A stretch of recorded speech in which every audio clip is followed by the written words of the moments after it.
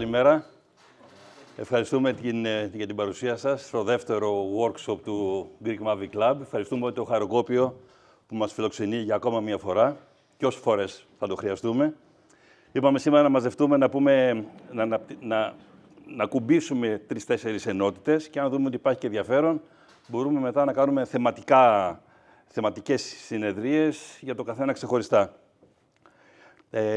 Όποιος δεν έχει κάνει register κάτω στη γραμματεία, παρακαλώ να το κάνει, γιατί θα πρέπει να σας δώσουμε τις βεβαιώσεις μετά. Θα προσπαθήσουμε να τηρήσουμε το χρονοδιάγραμμα που έχουμε, με κάποιες ερωτήσεις που θα προκύψουν σαφώς, αλλά παρακαλώ να μείνουμε μέσα στο χρονοδιάγραμμα, γιατί είναι αρκετό το διάστημα που θα καλύψουμε. Λοιπόν, θα υπάρχει χρόνος για ερωτήσεις. Για άλλη μια φορά σας ευχαριστώ που ήρθατε στο Mavic Club και στην Drone Experts που το έχει οργανώσει. Τα υπόλοιπα παιδιά της διαχείρισης της ομάδας είναι πίσω και βοηθάνε. Τους ευχαριστώ επίσης. Λοιπόν, οπότε δίνουμε το μικρόφωνο στον Νίκο Τσούμα από την Drone Experts, έτσι, να μας πει κάποια πράγματα όσον αφορά τις διαδικασίες έγκρισης πτήσεων. Κάποιοι από εσείς τις ξέρετε ήδη, κάποιοι όχι. Και πάμε. Καλημέρα και από μένα. Είμαι ο Νίκος Τσούμας από την Drone Expert. Είμαι εκπαιδευτής drone. Οι περισσότεροι με ξέρετε.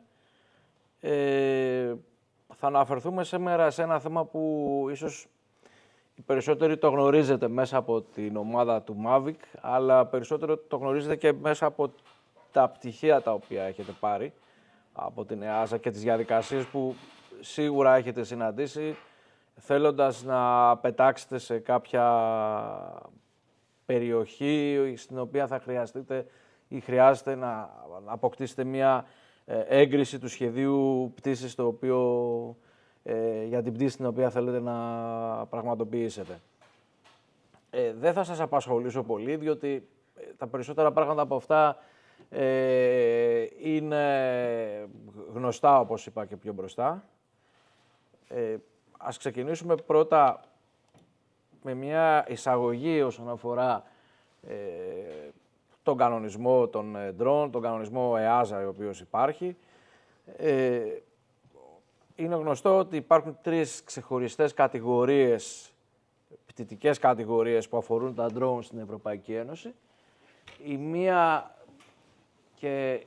Η πρώτη είναι η open category ή η ανοιχτή κατηγορία, όπου εκεί είναι η πλειονότητα των πτήσεων και η πλειονότητα των χειριστών και προφανώς θα αναφερθούμε σήμερα όσον αφορά την ανοιχτή κατηγορία.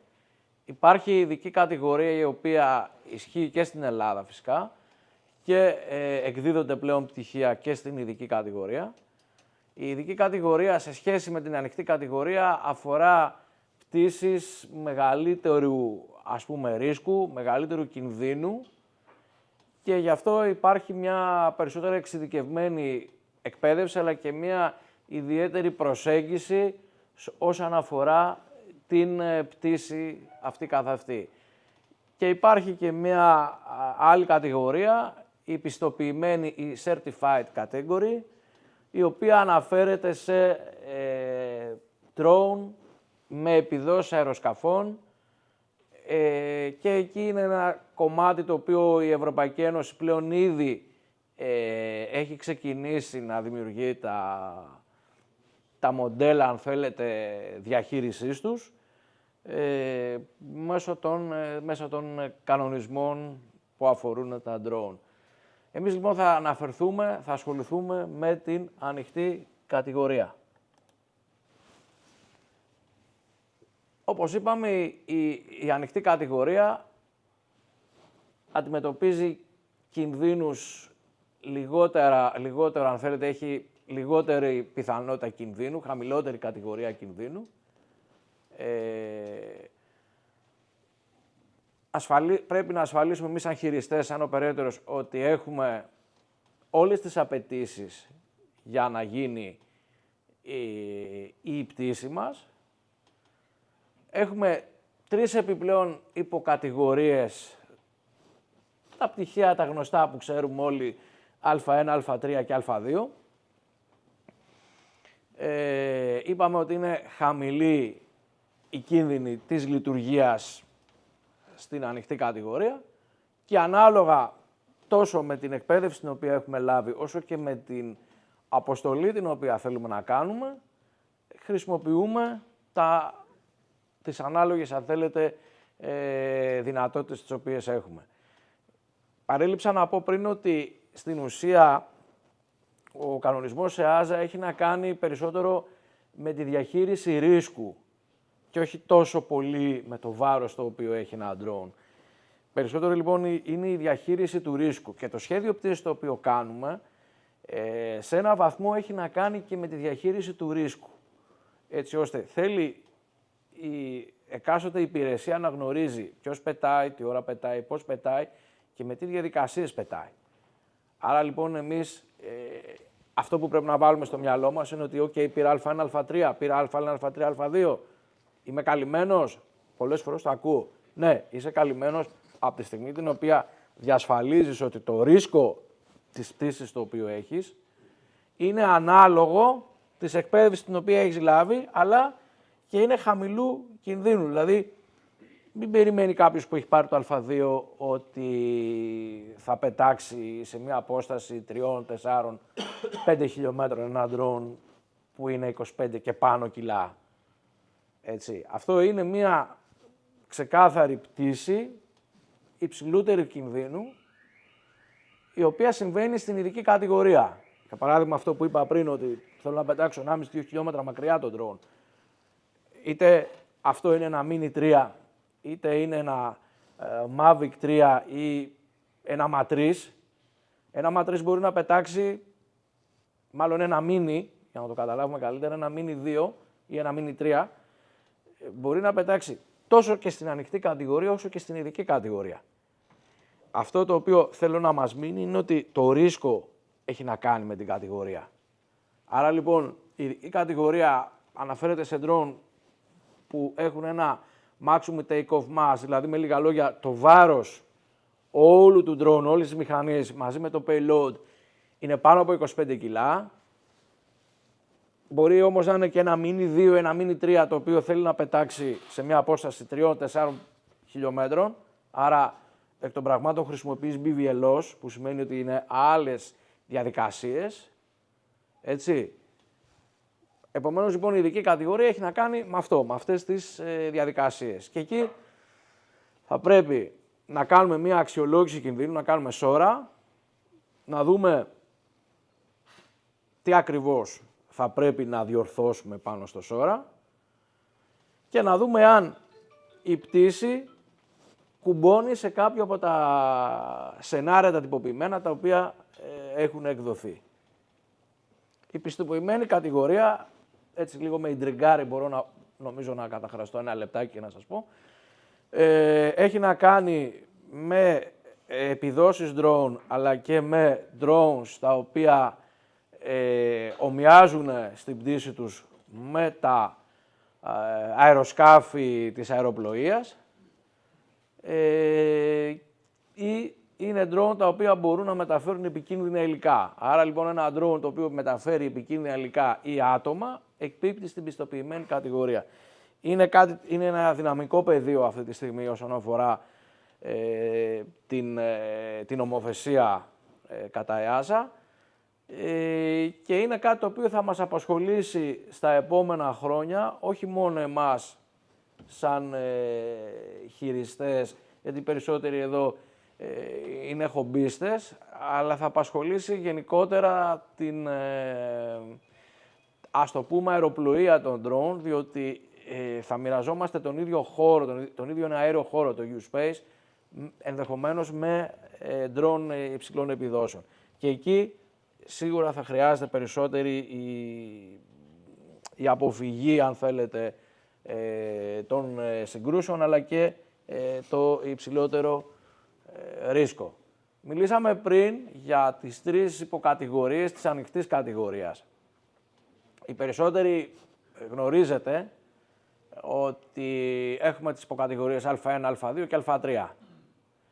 Η Α3 αφορά και τα παλαιότερα drone, αλλά αφορά και κάποια drone τα οποία είναι μεγάλου βάρους σχετικά, μέχρι 25 κιλά, και εκεί θα πρέπει να υπάρχει μια ελάχιστη απόσταση 150 μέτρων από μη εμπλεκόμενα άτομα, κτίρια, χώρους αναψυχής και γενικά βιομηχανικές εγκαταστάσεις. Το Α2 επιτρέπεται η πτήση πάνω από κτίρια, στο Α2. Υπάρχει ο κανόνας 1/1, η ελάχιστη απόσταση 30 μέτρων από μη εμπλεκόμενα άτομα ή ελάχιστη απόσταση 5 μέτρων σε λειτουργία όμως χαμηλής ταχύτητας, είναι 3 μέτρα ανά σεκόντ. Και τέλος η Α1, όπου επιτρέπεται η πτήση πάνω από μη εμπλεκόμενα άτομα, από λίγα μη εμπλεκόμενα άτομα, βέβαια το λίγα είναι σχετικός όρος, δεν επιτρέπεται η πτήση πάνω από πλήθη και επιτρέπεται η πτήση πάνω από κτίρια. Αυτά λοιπόν όσον αφορά τις υποκατηγορίες. Εγγραφή εκμεταλλευομένου. Γιατί τα λέμε όλα αυτά τώρα? Τα λέμε αυτά γιατί θέλουμε να φρεσκάρουμε λίγο τις γνώσεις μας, έτσι ώστε να μπορέσουμε να μιλήσουμε για το σχέδιο πτήσης. Εγγραφή εκμεταλλευομένου. Σχεδόν όλοι οι τύποι των drone είναι υποχρεωτικό, όλοι οι χειριστές, όταν παίρνουμε πτυχίο πλέον, είναι υποχρεωτικό να παίρνουμε και τον αριθμό εκμεταλλευομένου, τον οποίο το γράφουμε πάνω στο drone. Πότε δεν πρέπει να αποκτήσουμε τον αριθμό, να εγγραφούμε ως εκμεταλλευόμενοι? Όταν το drone δεν διαθέτει κάμερα ή κάποιον αισθητήρα, ο οποίος είναι ικανός να ανιχνεύσει προσωπικά δεδομένα, δηλαδή με λίγα λόγια, εάν εγώ έχω ένα drone το οποίο δεν καταγράφει, δεν έχει καταγραφικά συστήματα επάνω του, μπορείς και να μην έχεις εγγραφή, αρκεί αυτό το drone να ζυγίζει λιγότερο από 250 γραμμάρια.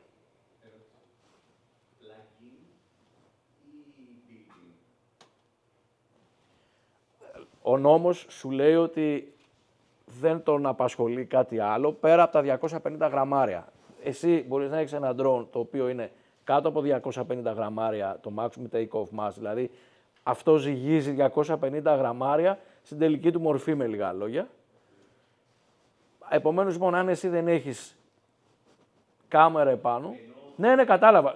Σου εξηγεί ο κανονισμός, σου λέει ότι δεν τον απασχολεί εάν εσύ το έχεις φτιάξει μόνος σου ή το έχεις αγοράσει.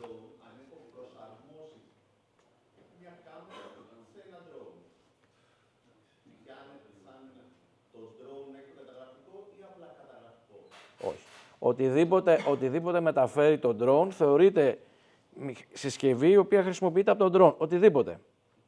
Όσον αφορά τις καταγραφικές συσκευές. Εάν εσύ, για παράδειγμα, έχεις ένα Mini 2, Mini 3 μάλλον, και έχεις βάλει κάτι που προσαρμόζεται πάνω για να πάρεις 50 γραμμάρια από ένα επικίνδυνο υλικό, αυτομάτως πάβεις να είσαι στην ανοιχτή κατηγορία. Είπαμε πριν ότι πέρα από το drone το οποίο έχουμε, αυτό το οποίο μας νοιάζει σαν κανονισμό, μάλλον νοιάζει τον κανονισμό, είναι το πόσο αυξάνεις εσύ το κίνδυνο της πτήσης. Εσύ μπορεί να έχεις ένα Mini 3 και να πετάς σε μια παραλία. Δεν έχεις, και ενδεχομένως και τα εμπόδια που έχεις, αλλά και η όλη πτυτική σου συμπεριφορά εκείνη την ώρα, και εννοώ όλο το σχέδιο πτήσης εντός εισαγωγικών το οποίο έχεις, δεν έχει κίνδυνο. Όμως εσύ μπορείς να πας με το ίδιο drone, να πας κοντά σε ένα αεροδρόμιο, να έχεις πάρει μια άδεια να πετάξεις, λέμε τώρα, και να αυξάνεις κατά πολύ τον κίνδυνο στην πτήση σου. Επομένως, λοιπόν, και για το καταγραφικό μπορώ να σου πω ότι εσύ βάζεις ένα καταγραφικό, οτιδήποτε είναι αυτό. Αυτό είναι μέρος του drone. Άρα, λοιπόν,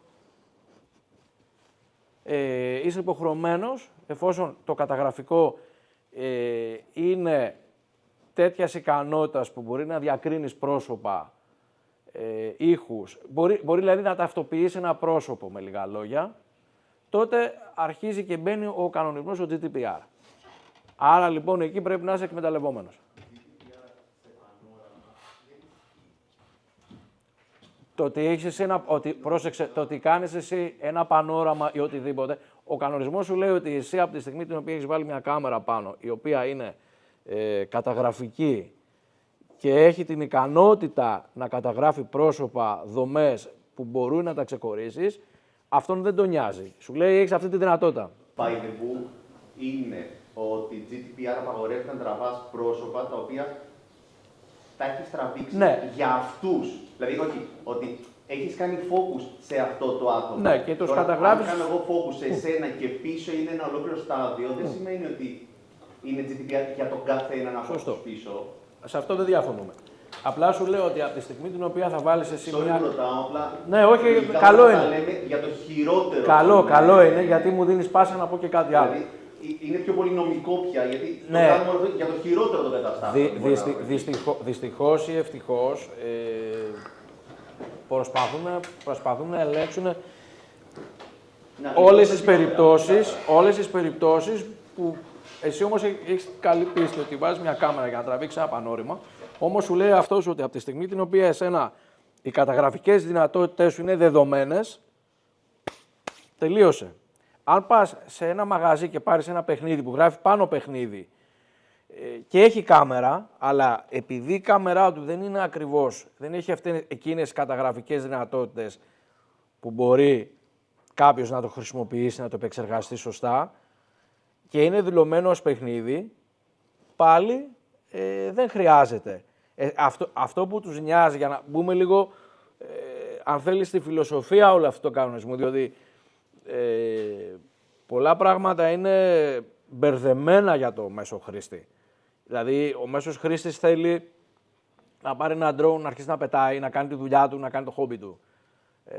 Όμως, οι δυνατότητες τις οποίες έχουν όλα αυτά τα μηχανήματα, κάποιες φορές μπορούν να μας κάνουν υπόλογους για πράξεις τις οποίες δεν τις γνωρίζαμε ότι έχουν μια, αν θέλεις, μια νομική, δεν ξέρω, υπόσταση, δεν ξέρω πώς να το πω. Αλλά όσον αφορά το κομμάτι αυτό, κάμερα ή καταγραφικό εργαλείο πάνω σε drone το οποίο έχει δυνατότητα καταγραφής σωστή, υπάρχουν τα specification, δεν τα θυμάμαι. Έτσι, θα ανεβάσω κάποια στιγμή στην ομάδα ένα ολόκληρο, ένα booklet το οποίο έχει όλο τον κανονισμό μέσα και στα αγγλικά και στα ελληνικά και μπορείς να το ψάξεις και να το δεις για να το κατανοήσεις. Δηλαδή, καταγραφή προσώπων, δυνατότητα μάλλον καταγραφής προσώπων εκμεταλλευόμενος. Ούτως ή άλλως, σαν διαδικασία, το 100% των νέων συναδέλφων που βλέπω, όλοι αποκτούν, γίνονται εκμεταλλευόμενοι. Όλοι, για να εκδοθεί το πτυχίο τους. Επίσης, ακόμα και με κάμερα ή άλλο εισιτήριο ζυγίζει λιγότερο από 250 γραμμάρια, αλλά είναι παιχνίδι. Αυτό που σας είπα πριν από λίγο δεν χρειάζεται να αναφερθώ. Δηλαδή, πας σε ένα μαγαζί, γράφει πάνω στο κουτί παιχνίδι, εσύ είσαι νομικά κατοχυρωμένος ότι αυτό το χρησιμοποιείς ως παιχνίδι. Ούτως ή άλλως δεν έχει εκείνες τις καταγραφικές δυνατότητες για να μπορέσουμε να κάνουμε αυτή τη δουλειά, ας πούμε, έτσι. Ας πάμε λοιπόν να δούμε κάτι το οποίο τη νέα χρονιά λίγο στις αρχές υπήρχε και δεν υπήρχε. Υπήρχαν διάφορες διχογνωμίες όσον αφορά αν χρειάζεται ή όχι κάποιο πτυχίο για να πετάμε νόμιμα ένα drone και πάλι αυτό το βρίσκουμε μέσα στο site της ΑΠΑ, αλλά και υπάρχει ο κανονισμός ο οποίος τα λέει αναλυτικά και μάλλον θα έλεγα ότι τα λέει περισσότερο από αναλυτικά. Σε κάποια φορά κάποιοι καινούργιοι συνάδελφοι να μπερδεύονται. Ίσως κάποια στιγμή, Πρόεδρε, θα πρέπει να κάνουμε ένα tutorial, δεν ξέρω, για το πώς μπορούμε να διαβάζουμε τον κανονισμό της ΕΑΖ, για να μπορούν οι συνάδελφοι να βρίσκουν αυτό το οποίο θέλουν μέσα. Έχει πάρα πολλές σελίδες, το θέμα αυτό και ο καθένας μπορεί να δει αυτό το οποίο θέλει. Έτσι. Αυτό κακώς δεν υπάρχει, κατά τη γνώμη μου, και μέσα στα μαθήματα. Δηλαδή, να είναι υποχρεωτικό το να ξέρεις να διαβάζεις ακόμα και τον κανονισμό, διότι έχει ένα format το οποίο αναφέρεται περισσότερο σε ανθρώπους που είναι εξοικειωμένοι με το aviation. Λοιπόν, πάμε λοιπόν να δούμε. Έχουμε υποκατηγορία, πιστοποιητικό, πτυχίο δηλαδή, και ετικέτα, την οποία έχει το drone. Σε 0, δηλαδή κάτω από 250 γραμμάρια, με ετικέτα, πάλι αυτό που λέγαμε συνάδελφε, το κουτάκι θα πρέπει να γράφει ότι το drone αυτό είναι σε 0.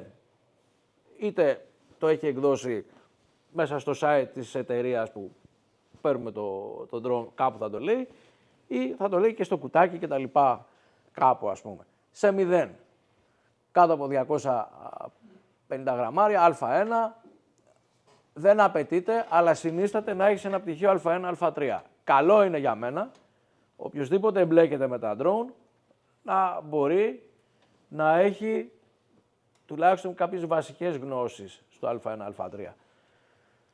Σε ένα, πάλι στην Α1 κατηγορία, από 250 γραμμάρια έως 900 γραμμάρια, απαιτείται πιστοποιητικό Α1, Α3. Το σε 2 είναι τα drone τα οποία είναι από 900 γραμμάρια έως 4 κιλά, απαιτείται πιστοποιητικό Α1, Α3 και Α2. Και βέβαια οι κατηγορίες σε 3, σε 4, οι οποίες απαιτούν το πιστοποιητικό Α1, Α3. Βλέπουμε λοιπόν ότι στην ουσία αυτό το οποίο χρειάζεται στην ανοιχτή κατηγορία είναι το πτυχίο Α1, Α3.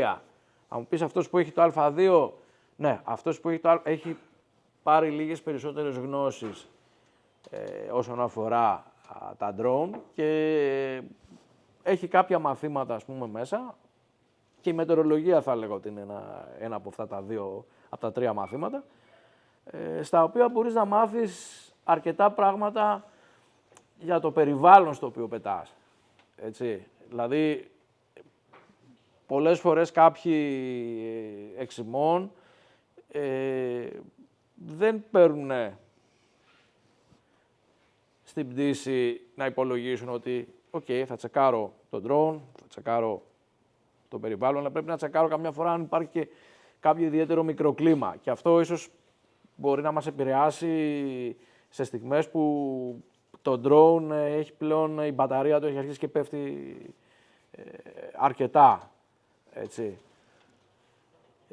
Anyway, για να μην πλατιάζουμε, αυτή είναι, αν θέλετε, το demand το οποίο υπάρχει, οι απαιτήσεις οι οποίες υπάρχουν ανά κατηγορία και αφορούν την ανοιχτή κατηγορία. Έτσι. Από την 1η Ιανουαρίου του 2024, τα drone κάτω των 250 γραμμαρίων μπορούν να συνεχίσουν να πετάνε στην υποκατηγορία Α1. Και για να πετάξει ένα drone με ετικέτα 1, 3 και 4 πρέπει να αποκτήσετε το βασικό πιστοποιητικό Α1, Α3. Αυτά τα λέω γιατί υπήρχαν πάρα πολλές ερωτήσεις, Πρόεδρε, στις αρχές και υπάρχουν και πολλές που μας παίρνουν και μας σαν σχολή. Απλά μαζεύουμε λίγο σε αυτήν εδώ την παρουσίαση τρόποντινά απορίες ή ερωτήσεις συναδέλφων, έτσι ώστε να μπορέσουμε να δούμε μετά λίγα πράγματα που αφορούν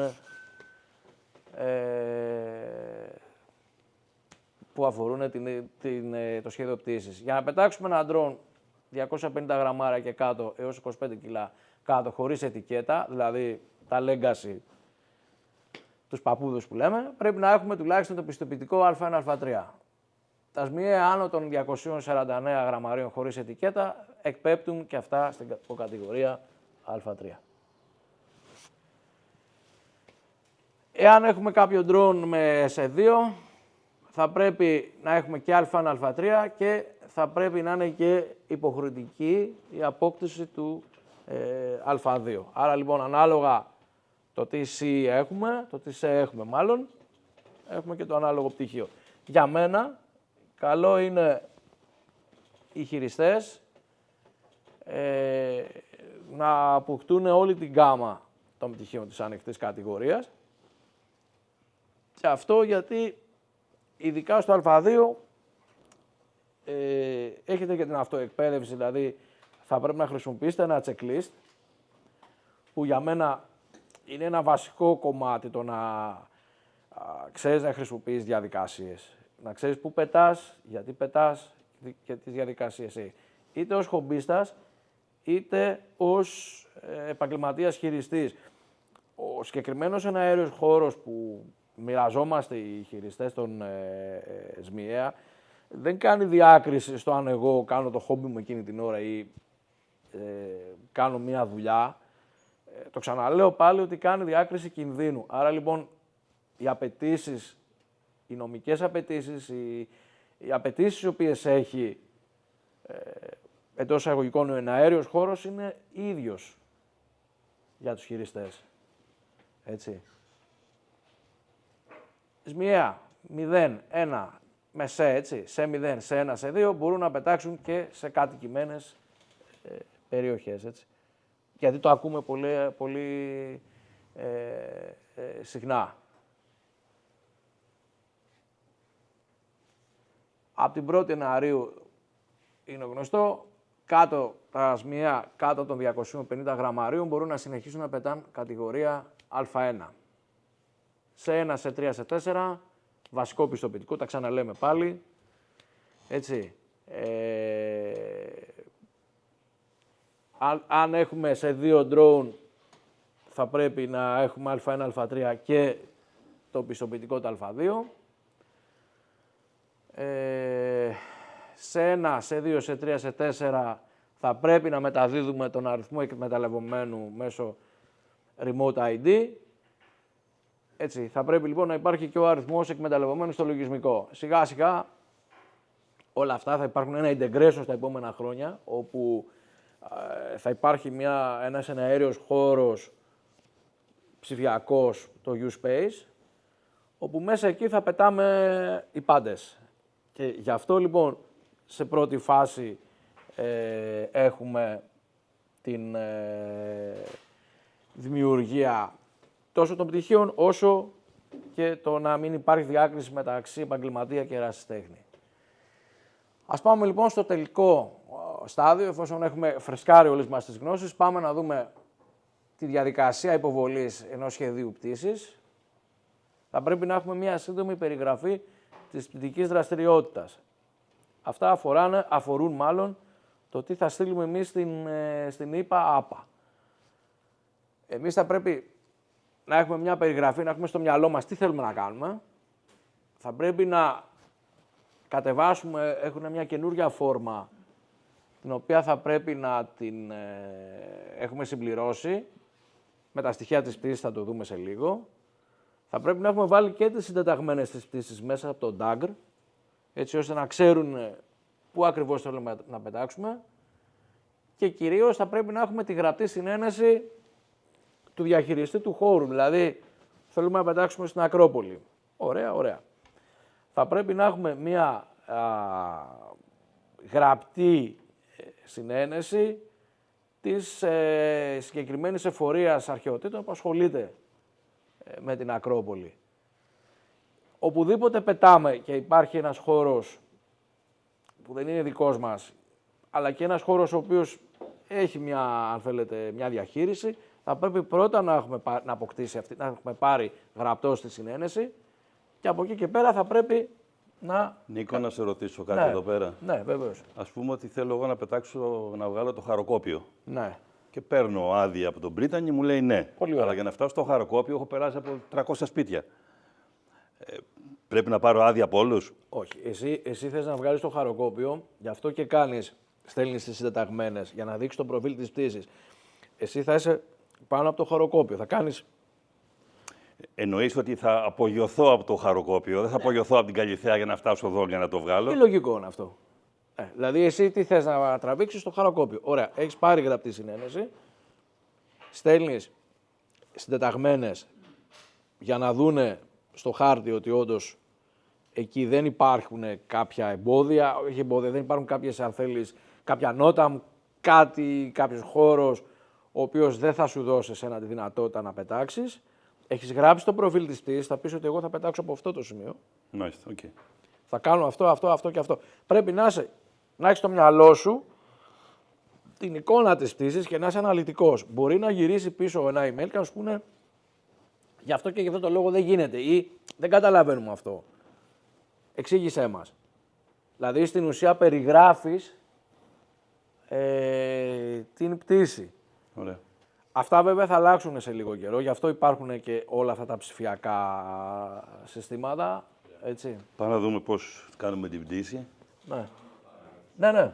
Μισό λεπτάκι, τα μικρόφωνα, για να καταγράφουμε και την ερώτηση. Ναι. Αν έχετε κάποια ερώτηση, σηκώστε χέρι να δώσουμε το μικρόφωνο. Χαίρομαι πάντως που υπάρχουν ερωτήσεις. Ναι, μιλάμε. Ναι. Κτήμα. Βαφτίσια, γάμος κλπ. Ναι, Δεν έχει ωραία. σημασία. Σου λέει αυτός που το έχει το κτήμα, ναι, δεν έχει πρόβλημα. Πρέπει να το πάρεις και γραπτά και να το δώσεις. Εννοείται αυτό. Δηλαδή πρέπει για να... Καταρχάς εξαρτάται που είναι το κτήμα. Ορίστε, Εξαρτάται που είναι το κτήμα. Εάν το κτήμα είναι κοντά σε αεροδρόμιο, γιατί στο Λαγονίσι, ας πούμε. ναι, ενδεχομένως δεν. Θα πρέπει να το έχεις γραπτός. αλλά πρέπει να Εάν είσαι σε συνέντευξη. εκείνη την περιοχή θα μπεις εσύ στο DAGR, θα δεις ότι είναι καθαρή. Άμα είναι καθαρή, είμαστε εντάξει.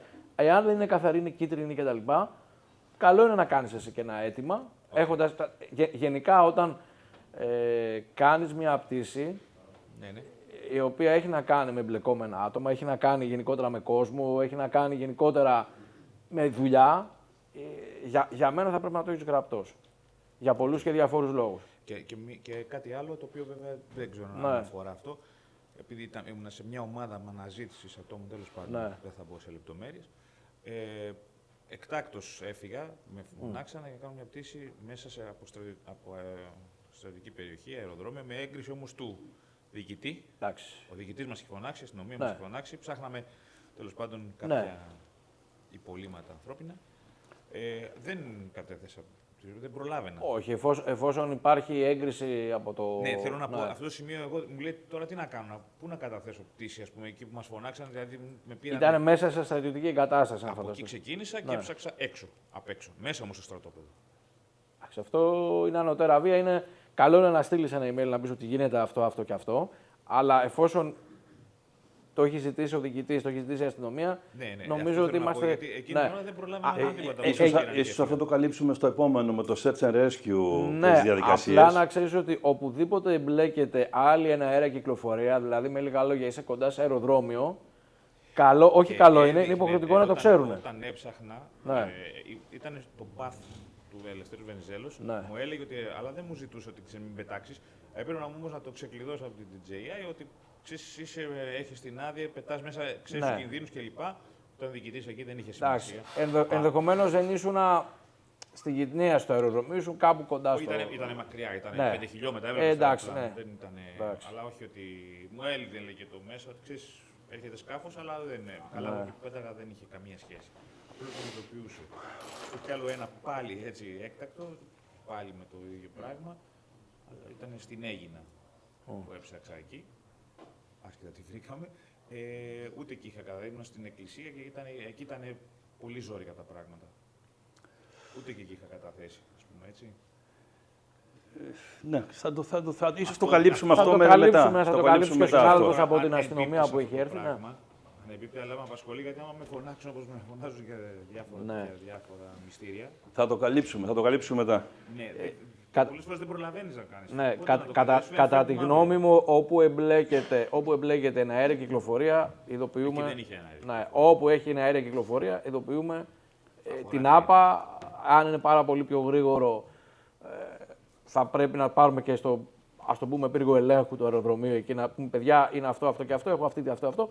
Στείλ το και με ένα email, μίλα τους όμως και στο τηλέφωνο για να είναι πιο άμεσο, Ήμουν για να μακριά ξέρουν από οι το άνθρωποι τι αεροδρόμιο, γίνεται. Έτσι, για να ξέρουν οι άνθρωποι τι γίνεται. Το λέω γιατί ξέρεις, μερικές φορές μπορεί να γίνει κάτι τέτοιο και να.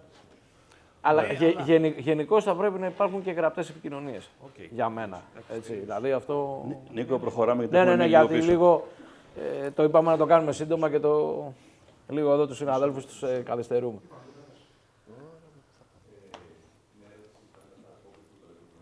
Το μικρόφωνο, Το σε παρακαλώ. μικρόφωνο μόνο γιατί εγώ δεν σε ακούω τουλάχιστον. Εκτός ότι δεν βλέπουμε, δεν ακούμε κιόλας. Σχετικά με αυτό που είπε για τα μυστήρια, μπλέκει πάρα πολύ το θέμα. Άστο καλύτερα, θέλει έγκριση πάμε από στην Ελευσίνα πολλούς, για τα θέλει μυστήρια τώρα, εργόσημα, θέλει ασφάλεια των drone προς τρίτους. Για να είναι τυπικό θέλει άπειρα πράγματα. Ναι. Οπότε το αφήνουμε στην άκρη. Για το σχετικά με που είπες ότι θέλουμε να τραβήξουμε το χαροκόπιο. Ορίστε. Που είπαμε προηγουμένως για να τραβήξουμε το Ναι, χαροκόπιο. ο πρόεδρος το παίρνει. Θέλει έγκριση για να τραβήξουμε το χαροκόπιο λόγω του ότι είναι δημόσιο κτίριο ή επειδή θα περάσω από τριγύρω του. Γιατί απλά γυρνάω τον drone την κάμερα, ζουμάρω και βγάζω την Ακρόπολη. Ναι. Θέλει έγκριση. Ποιος είναι ο διαχειριστής του χώρου? Ξεκινάμε από αυτό, δηλαδή. Όχι. Από το σπίτι μου Ναι. έχω το Inspire με φακό zoom και τραβάω από απόσταση την Ακρόπολη. Το φτιάχνω στο Photoshop. Το χώρο που πετάς αφορά. Αφορά Ωραία. κυρίως Άρα, το χώρο που αν πετάς. το κάνω απογείωση από την ταράτσα, όχι από την ταράτσα μου, από τη μονοκατοικία μου από την αυλή, Ναι. δεν θέλω καθόλου. Εφόσον είναι δική σου, Πολύ ωραία. Αλλά Άρα, εάν το αν είναι- κάνω από το δρόμο, δεν χρειάζεται. και Είναι από το δρόμο. δημόσιος χώρος. Δεν χρειάζομαι από το χαροκόπιο. Απλά θα πρέπει να άμα το πάρεις τραβήξω όλα από τα το μέτρα- δρόμο, τα το μέτρα σηκώσω ασφάλειας. Και απλά κάνω γύρω-γύρω. Θα πρέπει να πάρεις όμως όλα τα μέτρα ασφάλειας. Δηλαδή, να έχεις ένα-δυο άτομα να σταματήσουν την κυκλοφορία ή να τσεκάρουν την ώρα που πας να απογειωθείς. Ναι, Να από έχεις το ξέρεις, τα εμπόδια σου. χαροκόπιο χρειάζομαι την έγκριση, απλά για να το καταλάβω. Ναι. Εάν κάνω την απογείωση από το χαροκόπιο, δεν χρειάζεται να πάρω την έγκριση για τα πνευματικά δικαιώματα Άκουσε λίγο. που βγάζω το Έχεις μπερδευτεί λίγο για Ναι, μένα. ναι, Έχεις ναι. μπερδευτεί. Σχεδιάζεις, θα δούμε Ναι, μετά. όχι, έχω κάνει σχεδιασμό. Ναι. Το σχεδιάζεις. Αν εκεί μέσα είναι το χαροκόπιο, πρέπει να πάρεις μόνο άδεια. έτσι. Ναι. Κομπλέ. Ωραία. Όχι για να βγάλω το κτίριο χαροκόπιο ή το εκάστοτε κτίριο. Για να βγάλεις εκεί που θα πετάξεις, που θα πετάει το drone και θα φορά μια δουλειά, Okay. θα πρέπει να έχεις πάρει την άδεια για αυτόν για τον οποίο αναφέρεσαι. Αν εσύ, ας πούμε, θες να πετάξεις στην Ακρόπολη και φύγεις, ας πούμε, για παράδειγμα, από ένα ξενοδοχείο, θα πρέπει να έχεις πάρει την άδεια για να φωτογραφίσεις, βιντεογραφίσεις στην Ακρόπολη. Έτσι. Και προφανώς από το ξενοδοχείο θα πρέπει να έχεις συνεννοηθεί με τους υπευθύνους για να φύγεις από εκεί. Κατάλαβες? Πάμε, Νικό. Όχι, αλλά θα το προχωρήσω. Ναι, αν θες μπορώ να σου το εξηγήσω μετά, Ναι. να το πούμε, να κάνουμε ένα ζωντανό παράδειγμα μετά, μόνοι μας. Ευχαριστώ πολύ. Ναι. Μια ερώτηση λίγο Ναι, βεβαίως. στο προηγούμενο κομμάτι.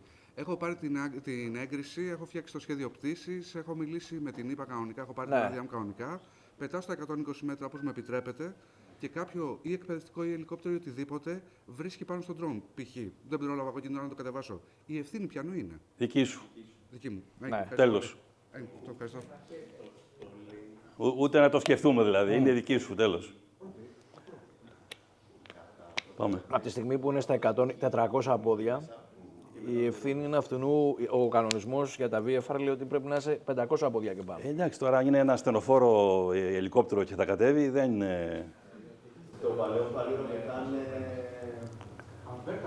πολύ χαμηλά τα ελικόπτερα, γιατί δουλεύω εκεί και... Ναι. Νίκο, πάμε, έχουμε αργήσει. Εντάξει. Λοιπόν, έχουμε και τον πρόεδρο. Ό,τι θέλετε, παιδιά, μετά μπορώ να σας το πω, ας πούμε, έτσι. Λοιπόν, εδώ βλέπουμε το καινούριο format, το οποίο έχει εκδώσει η ΆΠΑ. Και στην ουσία είναι αυτό το οποίο στέλνουμε όταν θέλουμε να ζητήσουμε μία άδεια. Όνειμα αντεπώνυμο, κινητά κτλ. Αυτό που λέγαμε πριν για τον αριθμό μητρώου χειριστή, τα πτυχία μας, εκμεταλλευόμενος, ποιο drone έχουμε, τι βάρος έχει το drone, το maximum take off mass βάζουμε, το δηλωμένο, τι σήμανση έχει. Να ξέρετε ότι εάν δεν έχει σήμανση είναι πολύ πιο δύσκολα τα πράγματα να πετάξουμε όπως θέλουμε. Ύψος πτήσης, ημερομηνία, ώρα πτήσης. Το ύψος πτήσης, προσοχή, το ζητάει, το θέλει σε πόδια. Ναι, το Έτσι, γράφει. μην κιόλας βάλετε εδώ. μέτρα. Έτσι, γράφει πόδια, άρα εμείς χρησιμοποιούμε πόδια. Γενικώς όταν αναφερόμαστε στην αεροπορία ή αναφερόμαστε στις υπηρεσίες που έχουν να κάνουν με την αεροπορία, η γλώσσα η οποία χρησιμοποιούμε είναι, ας την πούμε, η αεροπορική. Πόδια, που έχει να κάνει με το ύψος. Οι ώρες μπορεί να είναι και UTC. Εμείς πάντα θα τους λέμε ότι local, για να μην μπερδευόμαστε. Είτε μιλάμε με τον πύργο ελέγχου. Αυτό που λέγαμε, συνάδελφε, πριν, ότι πρέπει να τους ενημερώσεις. Θα πεις ότι εγώ θα πετάξω από τις 10 local μέχρι τις 12 local. Για να ξέρουν οι άνθρωποι τι γίνεται. Όπως επίσης και το ύψος τους λέμε ότι είναι σε πόδια. Οι συντεταγμένες πτήσεις, υπάρχει τρόπος, θα το δούμε τώρα. Αυτό θέλω να δούμε. Το αρχείο αυτό είναι επεξεργάσιμο. Ναι, όσοι δεν το είναι έχετε ένα δει. PDF. Μην φανταστείτε το τυπώνετε, Όχι, το συμπληρώνετε είναι... και το σκανάρετε και το. Έχουν κάνει εξαιρετική δουλειά και απαντάνε πολύ γρήγορα. Απλά είναι μια εφαρμογή που υπάρχει μέσα. Και να το δούμε λίγο αυτό, αν μου επιτρέπετε τώρα εδώ. Ναι, εδώ βλέπουμε την εφαρμογή, εδώ βλέπουμε... Έχουμε μπει στην εφαρμογή μας μέσα τώρα, να δούμε. Έτσι. Είμαστε στον Dagger τώρα. Είμαστε στον DAG. Ας πούμε, για παράδειγμα, θέλουμε εδώ να βρούμε μια συντεταγμένη. Είμαστε εδώ. Πες ότι θέλουμε να βγάλουμε το χαροκόπιο. Λοιπόν, εδώ είναι για να κάνουμε κύκλο, δεν θέλουμε να κάνουμε πολύγωνο. Κάνουμε, ας πούμε, για παράδειγμα, εδώ. Το κάνω γρήγορα τώρα.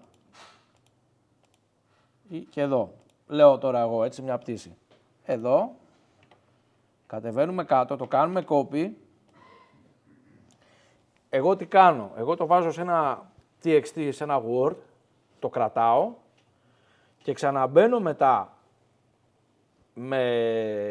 ξαναμπαίνω πάλι μέσα για να κάνω plot, για να δω ότι αυτό που έκανα εγώ copy είναι σωστό στο paste. Και αυτό γιατί, για να γλιτώσω χρόνο σε περίπτωση, όταν θα το στείλουμε στην άπα, αυτό που θα κάνουν είναι να τσεκάρουν που πετάμε.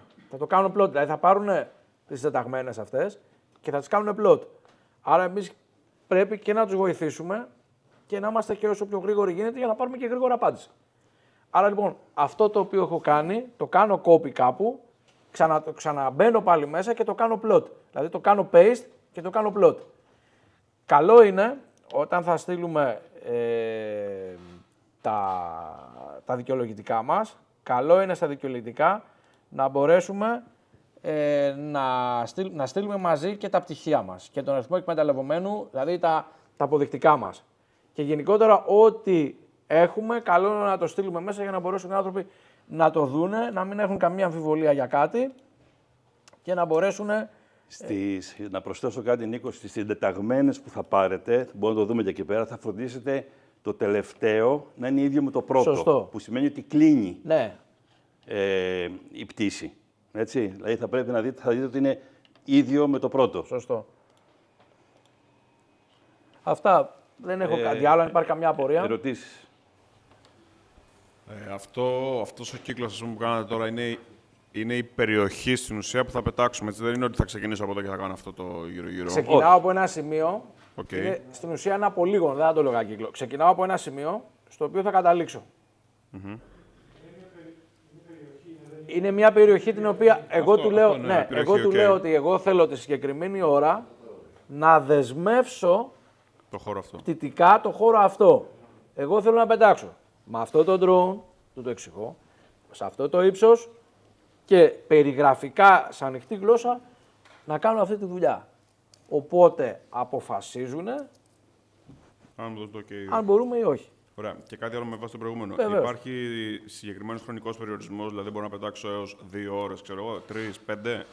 Γράφεις μέσα στο κείμενο τις ώρες που θες να πετάξεις. Εσύ, αν έχεις 100 μπαταρίες, μπορεί να πετάξεις και όλη μέρα, που λέει ο λόγος. Okay. Δεν τους ενδιαφέρει. Αυτούς τους ενδιαφέρει το πόσο. Τον κίνδυνο το οποίο θα δημιουργήσει με την πτήση σου.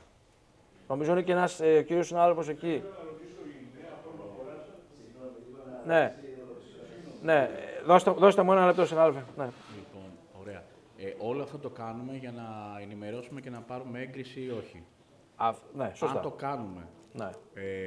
Και για κάποιο λόγο πετάξουμε εκτός των όριων που έχουμε, υπάρχουν κυρώσεις ή απλά... Εάν συμβεί κάποιο ατύχημα, εάν συμβεί κάτι, ναι, στην ουσία είσαι υποχρεωμένος για όλη τη διαδικασία εσύ, κανένας άλλος. Έτσι, απλά εσύ ενημερώνεις Ναι. Αν εσύ βγεις με κόκκινο στο φανάρι, εσύ φταίς, δεν φταίει κανένας άλλος. Ναι, βεβαίως, ο κύριος συνάδελφος. Ήθελα να ρωτήσω αν η φόρμα αυτή αφορά μόνο την Ελλάδα ή όλη την Ελλάδα. Αυτή η φόρμα αφορά την Ελλάδα. Το site της ΑΠΑ αφορά την Ελλάδα.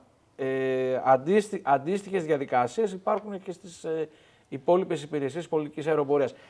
Περνώ πάσα, ίσως κάποια στιγμή να μιλήσουμε.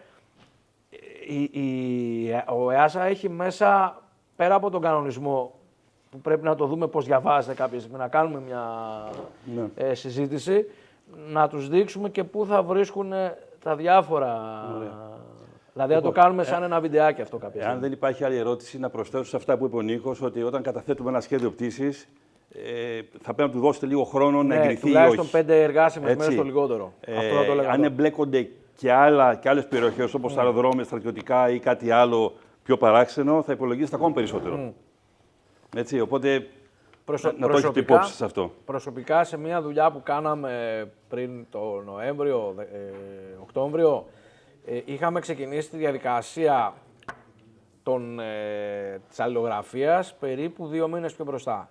Και μάλιστα βγήκε νότα μου από την Υπηρεσία Πολιτικής Αεροπορίας για να μπορέσει να γίνει η συγκεκριμένη δουλειά με drone.